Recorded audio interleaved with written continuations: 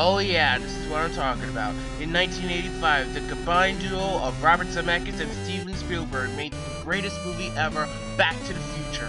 One of my favorite movies from the 80s. Most of my friends actually watched this film, and it's one of the most fascinating films of any generation. Even though these movies are awesome, this game is terrible. And you might be thinking, some of the games from the Back to the Future genre, why could it be terrible? Well, take a look at the little logo right there. You see? Hey, Rainbow? We're going to talk about a game company known as LJN. LJN is a toy company that promoted a lot of movies and TV shows, like say making toys based off of them, or whatever. Well, they could also poison all the movies and put them on the NES, just like making them turn into a log of shit. So now, they made Back to the Future on the NES. And of course you might be thinking, could this game actually have the same capabilities as the movie? Nah. But I'm gonna do the unthinkable. I'm gonna stick this thing into my Nintendo. I'm gonna stick it up to my asshole! To start off this game is the stock music. This is not the same music you hear in the movie. Is it? I wonder what it sounds like when it slows down. Oh my god. This sounds like a shitty version of Power of Love.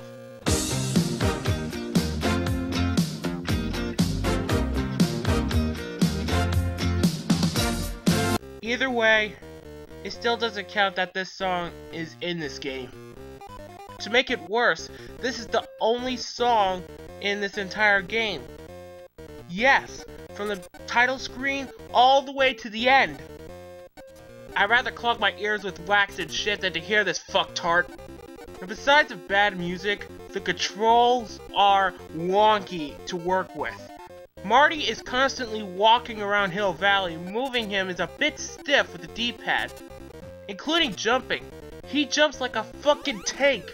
Oh, that's another thing I should talk about. They swapped the button controls. B is jump and A shoots weapons. You know, like a good game, it should be the other way around. Now with that out of the way, let's talk about the enemy roll call. We got hula hoop girls, trash cans, manholes, two guys carrying a sheet of glass which is invisible to the naked eye until you crash into them, a bunch of bullies which is supposed to be Biff, and bees. Fucking bees. They're the most annoying enemies in the entire game. They just circle around me so they can actually hit me as much as they could. And that's another problem. Every time Marty gets hit by any enemy, he starts having a freaking seizure. Man, that is just the most annoying thing in the entire game. I can't even touch a freaking wall? That's bullshit! That's terrible programming! This game makes Marty look like a freaking pussy! And I bet the idiot that actually programmed this game have no idea what the movie's based off of. It's based off a teenager who is friends with a scientist, accidentally went to the past in some sort of time-traveling car called the DeLorean, and of course bumped into his parents and actually interacted with them for a bad problem to prevent them from meeting.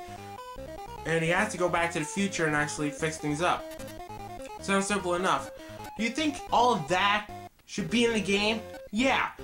I mean, it'll be really cool to see Doc Brown in the game, seeing the DeLorean have an appearance, or anything else that is from the movie? Let's check it out. As for the rest of the gameplay, you're just running around collecting clocks. Well, that's real creative. Collecting clocks? Kinda makes sense because it stops the fading from the picture down below. Ooh, like in the movie! But no, I'm a fucking dipshit. I don't see Marty running around grabbing clocks around Hill Valley. Speaking of which, that doesn't even look like Marty. Why is he wearing a black sleeveless shirt? Should it be red? It's red in all the movie posters, and it's red in most of the movie. Oh, never mind. Let's just get back to the game. No more distractions. Now here's a big question. Is there any weapons in the entire game? Well, as a matter of fact, there is. We have a bowling ball. Seriously? A bowling ball? I've never heard of such a thing like that. Marty never throws a bowling ball in the movie. I've never seen a scene where he used a bowling ball. I don't even see a single bowling ball in the entire film. Oh yeah, the skateboard. Now I remember this in the movie, but it's the most annoying thing in the entire game. You move too fast and everything is coming at you in full force. If you see it, don't grab it. It's not worth it. So after you go through the first 4 walking stages, you end up at Lou's Cafe. It's a breeze of fresh air to see something different. All you have to do is throw milkshakes at bullies. The oddest part is the hit detection. I can't adjust myself to shoot them. It's just really ridiculous. And after you actually shoot about a few of them, when it gets up to 10, a few more actually comes out a little faster. And it becomes a shitstorm of biffs. Who designed this shit? This game sucks! Well, do you know how many you have to get to advance? 50 points.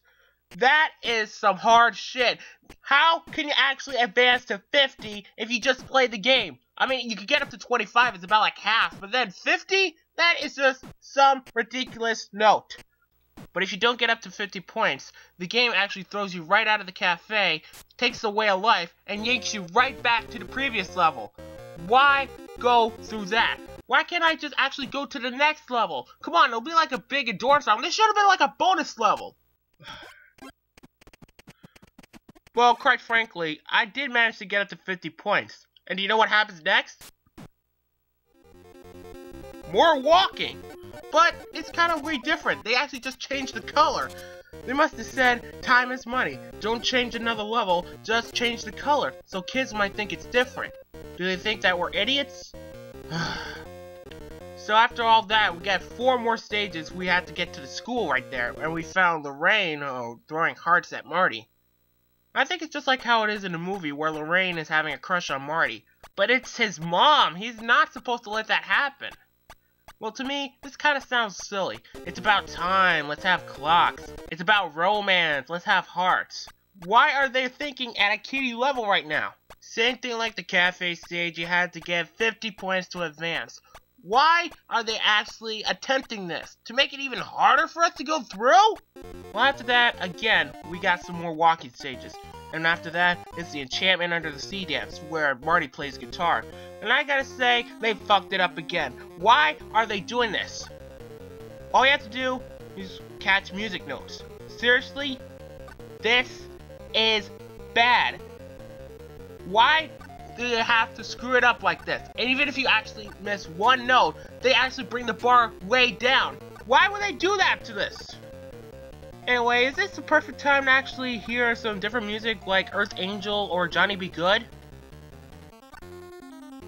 Oh wait, it is Johnny Be Good. On crack. I heard of a better version of Johnny Be Good that would be on the NES. You can find it on YouTube if you're curious. Next, more walking. And finally, the DeLorean. Yes, the DeLorean finally makes an appearance in this game. This is supposed to be the final scene where Marty gets back to the future. And what do? You dodge lightning. That's it. Why is Marty dodging lightning in the first place? Isn't he supposed to get the lightning to generate the 1.21 gigawatts of electricity that he needs to put into the flux capacitor so he can go back to the future? That is just some bullcrap. I don't know why they designed it.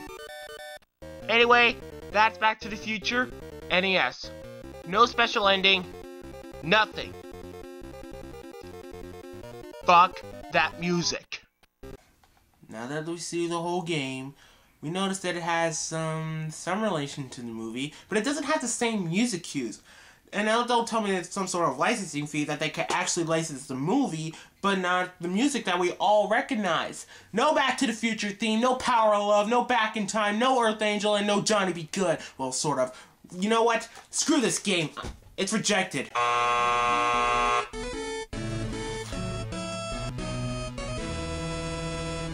little history note. The movie came out in 1985. The game, 89. So it took about LJN 4 years to just say, quick, let's make a shitty game. Write the name Back to the Future on it and sell it to the store for 50 bucks for all the fans who buy it. Yeah, 50 bucks. Yeah, 50 fucking bucks for all that. Like if I just shot into a bag with some piss all around it and write the Back to the Future on it, it'll be the same thing as that miserable game. It brings my piss to a boil. I can't stand it anymore. probably never be playing that again. I'd rather eat out the goat's eyeballs and piss into a buffalo's mouth than to play that game.